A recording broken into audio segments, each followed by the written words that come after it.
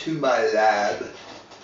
Well, it really isn't a lab, it's my office. But I do have something important to share with you. Two lenses, both 85 millimeters. One is a Canon 85mm f1.8. The other is a Sigma 85mm f1.4. We're going to take a look at these two lenses and see how they stack up. First of all, taking a look at them physically, you can see that the Canon is quite a bit smaller than the Sigma, especially when you put the lens hood on. This makes it a very impressive sight. But also, the Canon is made of a plastic material. The Sigma is much more substantial in weight and in size. So that doesn't necessarily mean that the Sigma is better, but it definitely is bigger, more impressive. When you put this on your camera, you really do feel like a professional, and you gather attention when you do it. This lens does not come with a lens hood. This one does. In fact, it's got a lens hood that is two pieces. Very unique. It comes apart. When you put it together, it is appropriate for using on a crop frame sensor. That is a camera like the Canon 50D, the 7D, one of the Nikon entry-level cameras would work on that. When you're using a full-frame camera, you would take this part off and just use this part. Okay, I'm going to take some pictures. I'm going to use my model. Actually, Colby was my original model, and I have some pictures of him. But I also have Bullwinkle here, who's a star in his own right. I could not get Usher for this shoot, so we'll have to settle for Bullwinkle. I'm going to take some similar shots with each lens and see how that turns out, and we'll be back with you after that. Alright, the first thing I want to show you is that picture of Colby again, and take note of a couple things. First of all, I was focusing on his eyes. That's where you focus on a portrait, and those eyes are in pretty good focus. In front of his eyes and his nose is out of focus, and of course the chair behind him is out of focus, but even some of the hair on his ears is out of focus. So that's the beauty of a wide open aperture. You have a very shallow depth of field. So what I did is I zoomed in here, and here is that same picture up close. You can see how sharp his eyes are looking, and the eyelashes, and how out of focus his nose really is. That is done with the Sigma 85 f1.4, and it has the widest aperture for this picture. That's the f1.4 aperture. Next, I did the Canon 85, and I used the wide aperture for that, which is only f1.8, and this is the picture that I got. It looks pretty good around his eyes again, and here is the close-up of his eyes. His eyes look a little glazed over, but they are in focus, and the nose again is out of focus. This is pretty much what you want from a portrait lens. One thing I do notice about this picture as opposed to the Sigma is that the Sigma is richer in color. Then I took some pictures of Bullwinkle. Here's the one with the Canon, and this is wide open again. His camera's on a tripod. And then there's the Sigma picture, wide open, and you can see that Bullwinkle's snoot is out of focus in both of these pictures. It looks to me like this is the Canon, this is the Sigma. It looks like the Sigma has a little bit richer color, but it really is a close call on this. Next, I took some pictures of the fruit, and in this picture it was the Sigma, and in this picture the Canon. There's a noticeable difference in color in these two pictures. Again, Sigma, Canon. The Canon looks a little more muted. The Sigma is a little richer, especially the background. Alright, next I have a picture of my mixer. This was taken with the Sigma, and this one was taken with the Canon. These two pictures are both about the same in focus.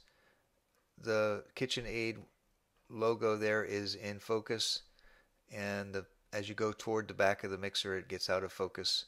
The color on the Canon is a little bit darker than that on the Sigma for some reason. And next we go to Bullwinkle again.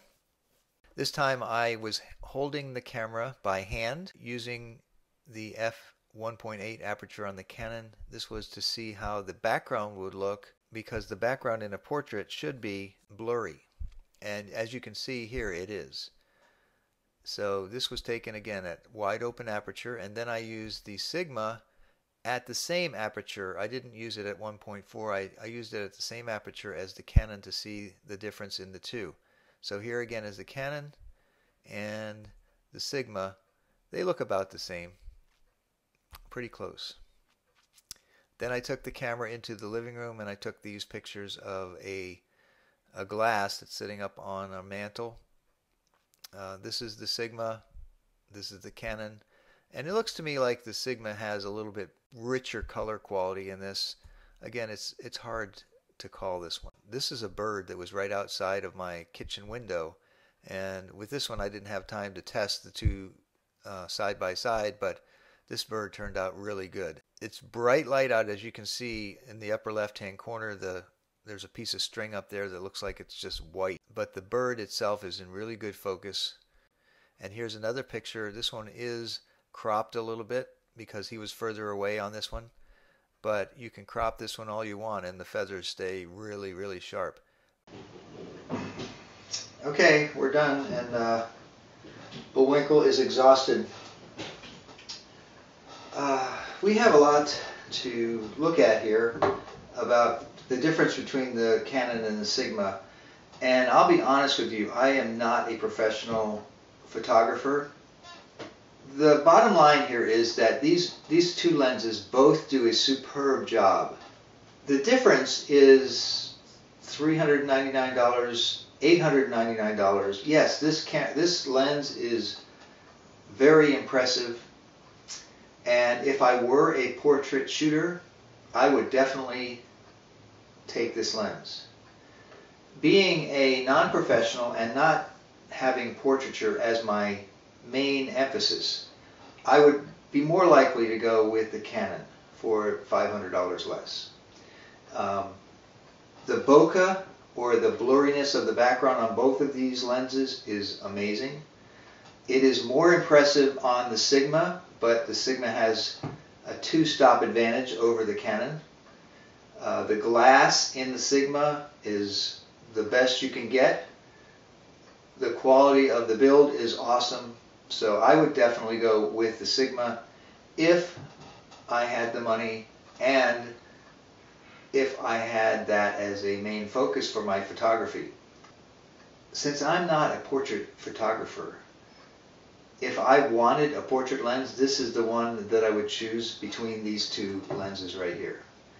A couple things you might want to know about these lenses. First of all, they're basically for portraits. They're not macro lenses. They are not sports lenses. They do okay with landscapes as long as you don't want the wide panorama kind of landscapes. They do pretty good with street photography. In fact, they would be excellent for street photography. I tried shooting with this one at a basketball game not too long ago, and the results were less than stellar. First of all, because I have one of those crop sensor cameras, and I couldn't get far enough away from the basketball court to get some good shots. Secondly, I did some focus speed tests, and it appears that the Canon is a little faster in focusing, so it might be a better lens for indoor sports photography. But again, they're not sports lenses. They are portrait lenses, and that's what I would be interested in one of them for if I were buying.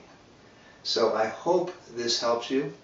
You can get more information at my website, so I recommend that you go there. It's right there on the screen at this point, so go ahead and head on over there. In fact, there's a link to my website below the video.